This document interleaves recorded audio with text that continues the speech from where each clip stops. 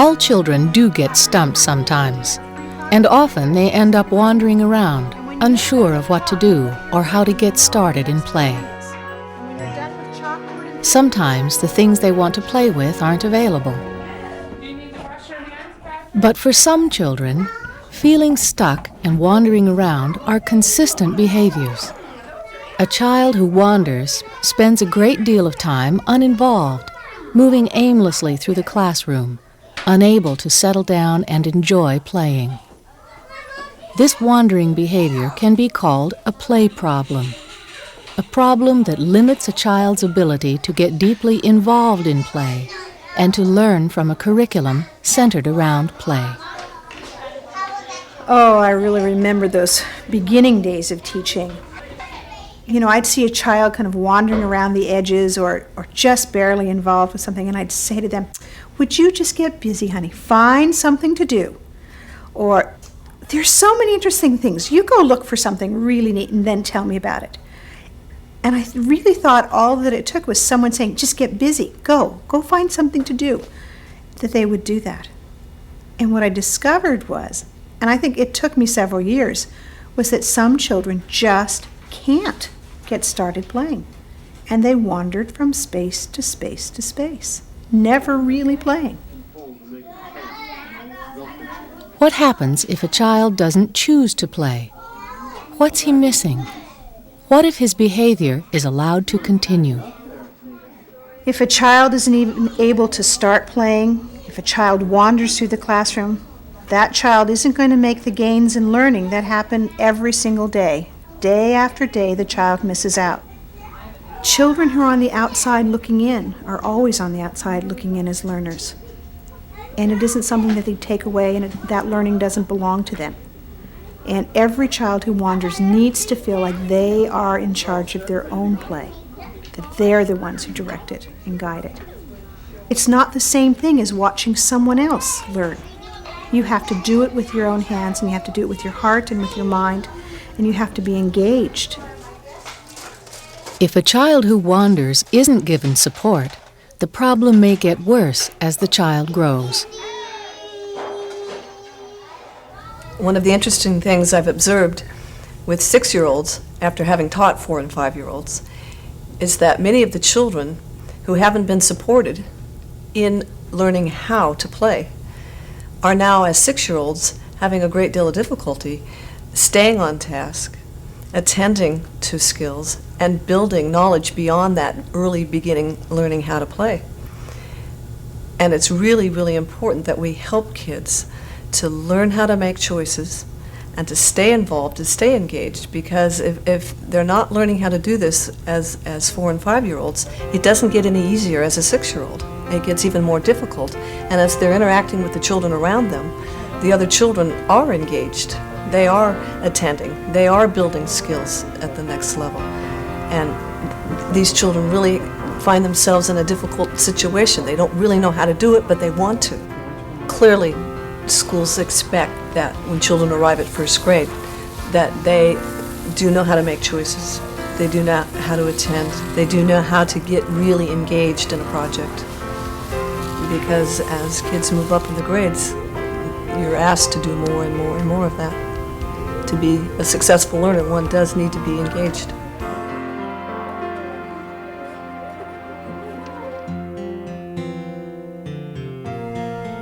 Now, let's look more closely at 2 children in the same classroom who wander for very different reasons. We'll see how teachers use various interventions to meet the needs of each child. Sometimes, the child who wanders goes unnoticed. Shelley is fairly quiet and unobtrusive, not causing any disruption or calling any attention to herself.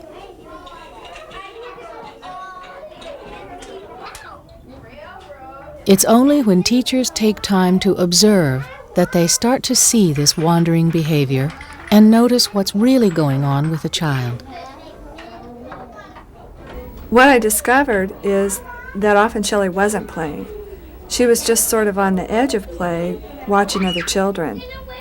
But she was so pleasant and quiet, so agreeable.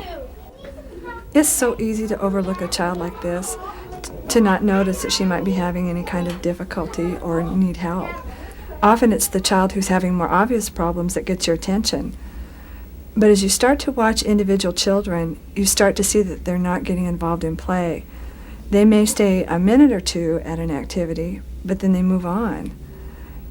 That behavior should be a red flag, telling us that a child needs help to get into play. Shelley often spends time wandering and watching others play. She appears tentative and unsure of herself. The teacher's goal is for her to be able to make play choices and initiate them on her own. Called night crawlers in the dirt. It's the end of group time in Shelley's class today, and Nancy is telling the children about their play choices. There's a new game in the puzzle area that's a magnetic game. There's hockey in the back room, there's dinosaurs, some drawing in the art room with markers and a great big giant piece of paper on the art table. Going to what? Where you build stuff? All right, that sounds like a good plan. In the train area? How about Brian? I'll go to worms. The worms? Jeffrey, there's room for 2 people. Would you like to go with Brian? Use your walking feet, please.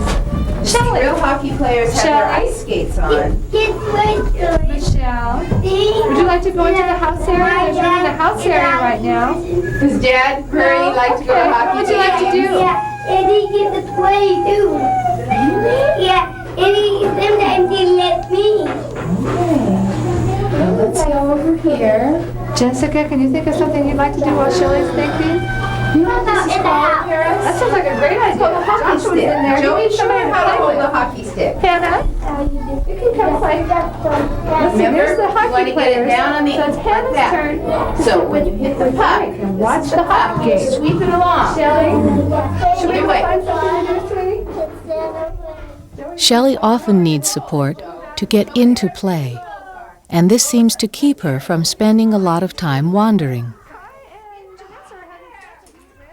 Shelley's 4.5 and has been at school over 6 months, but she still has difficulty making play choices and often wanders.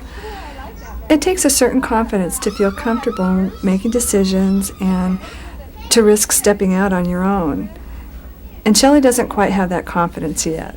So when I can, I'll help her get started at an activity that I know she enjoys. You think of something. Look around here, Shelley. Look on the table and see if you can find anything on this work table that you can find that would help you stick your goat on the board. And I'll come back in a little while and check to see how you're doing. Okay. Often when I leave, I notice Shelley stops playing. One of the things that helps Shelley to stay with play is to offer her encouragement, to point out what she has figured out and what she can do. Hi, Shelley. You've been working. I can tell you were looking around on the table trying to find something that would help it stick. Did you find anything? Maybe tape. That's a great idea. That was your idea. Let's try it. Did it work, Shelley? Oh my goodness, it really sticks. She put tape on the back, and now it sticks. So you can take it off or put it on and use that for the third billy goat. That was a good idea, Shelley. I like that idea. That's right. Once Shelley has some success, she'll often return to an area and continue playing on her own. So I see my role as helping her to see all the things she can do and then backing out to give her a chance to keep on playing. It's important that Shelley have success on her own because I don't want her to become too dependent on me.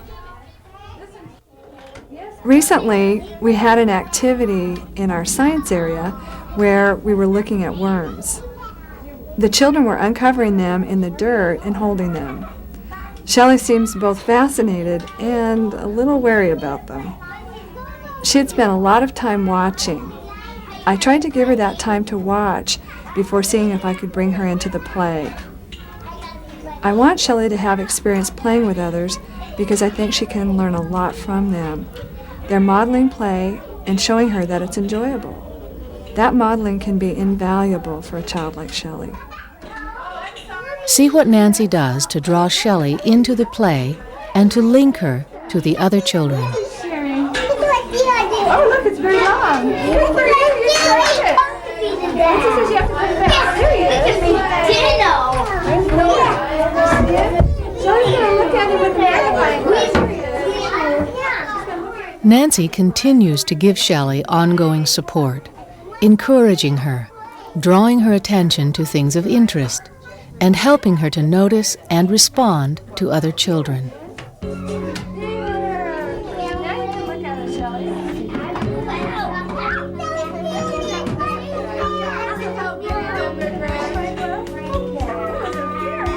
Even while I was trying to link Shelley with a friend and encourage her to explore, you could see that she held herself back a little. It just takes longer for some children to feel comfortable, to begin to move out on their own, make play choices, and have that sense of confidence as independent players. It's so important to respect a child's style and personality and not to push when they're not ready.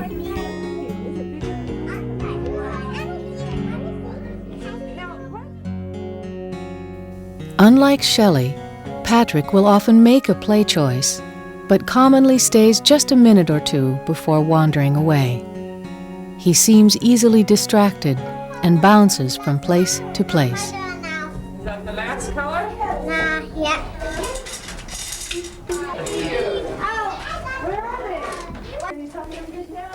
The teacher's goal is for Patrick to be able to sustain play in the activities he chooses.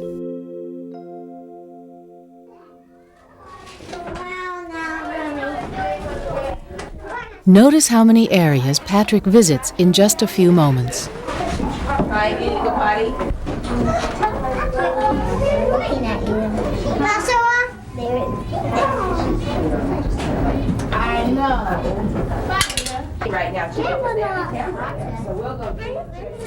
Sometimes I'll manage to get Patrick settled into play, and before I turn around, he's been distracted and is gone. This kind of behavior can be very frustrating. Even though you're trying to help, Patrick is pulled away by children passing by and by other sounds. This is a very busy place. But through working with Patrick, we can see that he's trying as hard as he can. So our job is to find some ways to help him stay longer and become more focused as he plays. Now we feel good if we can get him to stay involved for just a few minutes longer. That's success for Patrick. And having realistic goals for our support is as important as having realistic goals for Patrick. One of the things we've tried to do is to catch Patrick just as he was leaving an area and try to draw him back and give him ideas to extend his play a little longer. Patrick, where are we going? Oh, tell me what to do. Oh, am I pilot too? Do I sit here? Yeah. Oh, okay, yeah, tell me what to do now. What do we do? Oh, is this mine? Okay. Notice how the teacher prompts Patrick with ideas and suggestions to keep the play going. Okay, what do we do, Pilot Patrick? Mommy? Oh, you want to be a pilot, Patrick? Megan needs to be the pilot here. And I'll be the passenger. Where are we going? Oregon? Okay, Megan, you be the pilot with Patrick, and I'll be the passenger. Okay, Patrick. Start the engines. I'm ready to go.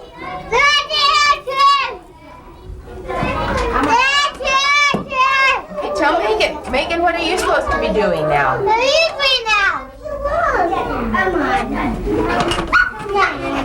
Are we going higher? Are we ready for takeoff?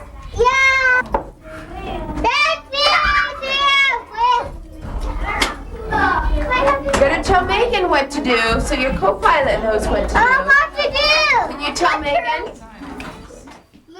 Another important strategy to help Patrick focus on play and stay longer is to talk about the play. Helping Patrick notice what he's doing and what others are doing, commenting and asking questions, sometimes adding an idea. Listen to how this teacher talks to Patrick to try to get him to pay attention and stay involved. He's going to show you something. Your friend Joey's going to show you something. He's going to make you say navy blue. Navy blue, you see? He's showing you, your friend Joey's showing you he can make a navy blue. I'm doing what he's doing. He's showing you his design, Joey. I'm doing it. I'm doing it. He's doing it. Oh, you're using them both in one cup? Yep, and my both too. And both too. I forgot to write your name on here. Now listen as Patrick says, "I'm done now." See how the teacher is able to keep his attention a few minutes longer. I'm done now. Yeah. Well, yeah. Here. Watch this, Patrick. I'll show you something. Okay. Watch what happens. You know your friend Robbie over there? Robbie showed me this. If you take one from each color, right, and you put them together, right, and put them on here, watch what happens. It makes a whole circle. So that I did and it half wrong. of the circle's I did it red, wrong. and half of the I went like circle's this. blue. Yep. Isn't that neat? Yep. Your friend Joey showed me that. Or Robbie, I'm sorry. I was thinking Joey because Joey's right next to me. Because Patrick is so easily distracted, he notices every time a child goes by. He picks up on the sounds around him and gets pulled away from what he's doing. One of the things we found helpful is to guide him into play where there are fewer distractions, where he won't notice children moving about as much. This helps him to attend more to what he's doing and stay longer. Here, Patrick is clearly interested in the activity. He's able to relate to another child, take turns, and follow the rules of the game.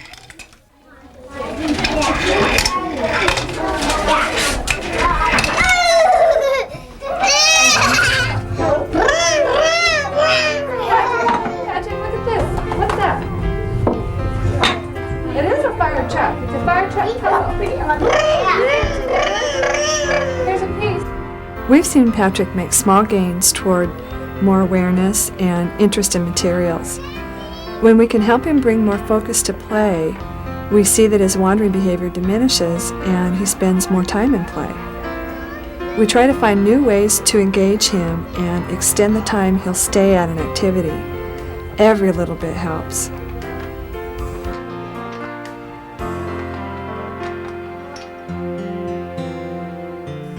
Now let's look at two children who are wandering because they can't figure out where to play today.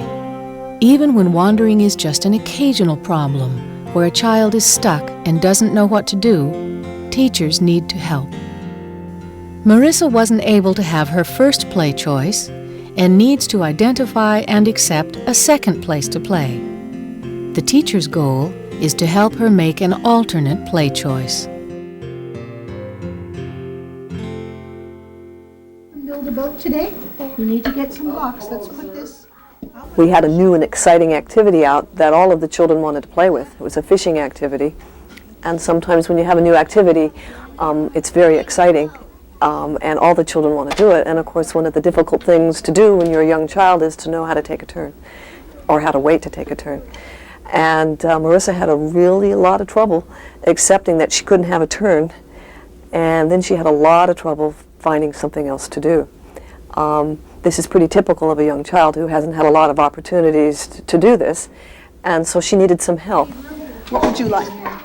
If you don't use any words, then we can't help you, okay? And I will be glad to help you, but you have to use words. Look at me. What is it that you want? Does that mean you don't know what you want? So should I help you choose? Well, you know what? There's nobody over those bears. Look over at the easels. See those beautiful bears over there?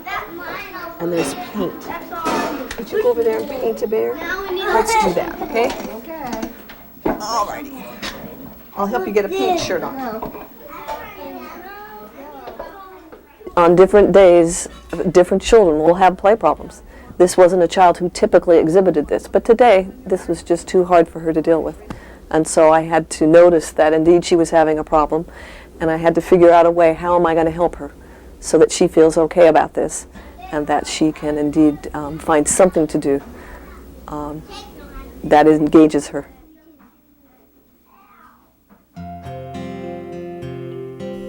This child is finding it difficult to settle into play. He seems a bit overwhelmed by the possible choices. The teacher's goal is to help him learn to plan for various play choices.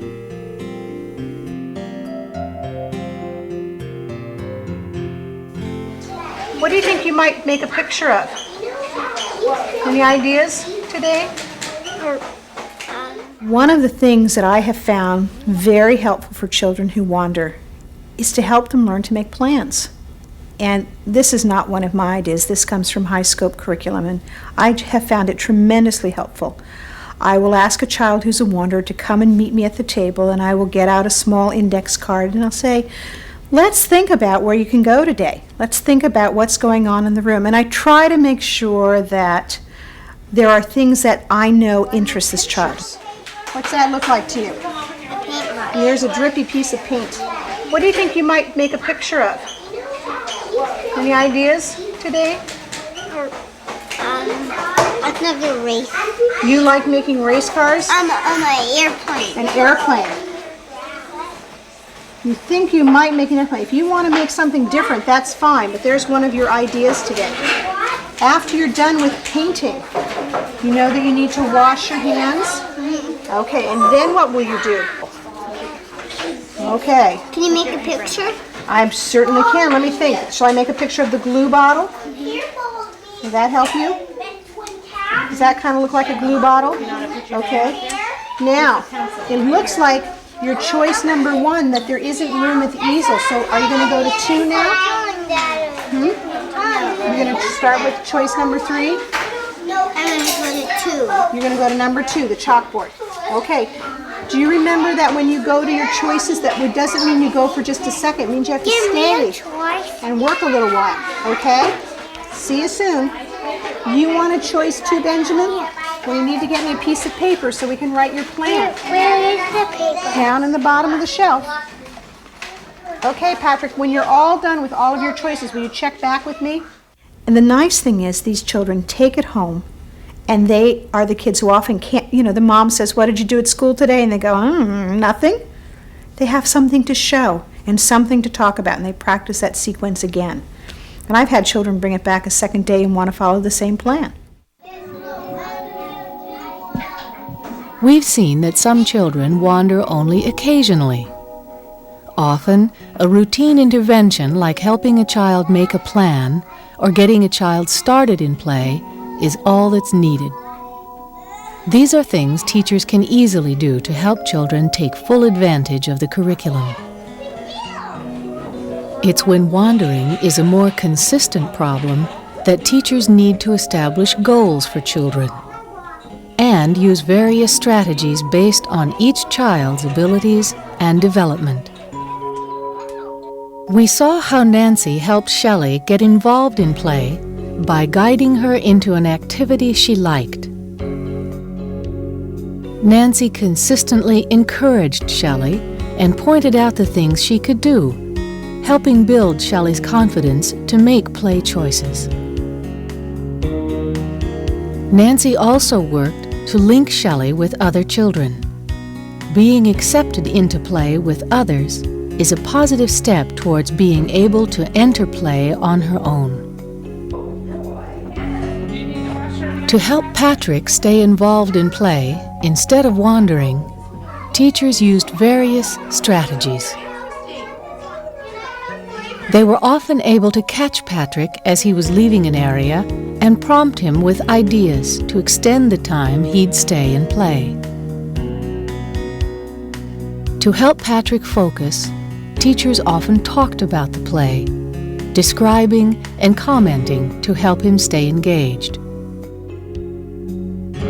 Teachers have also found that Patrick has more success in play when he's directed to an area where there are fewer distractions.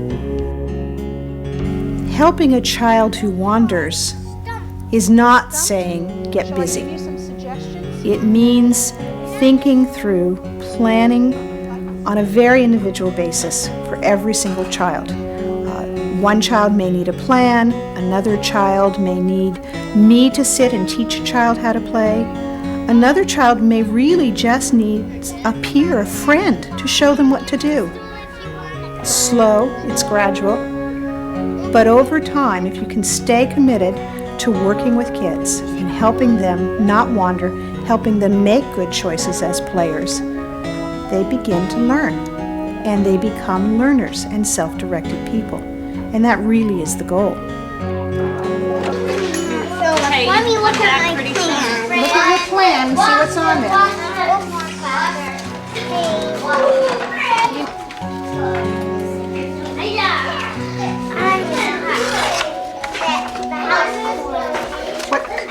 What's your choice there, friend? What's on your plan? I think green table. Go right ahead.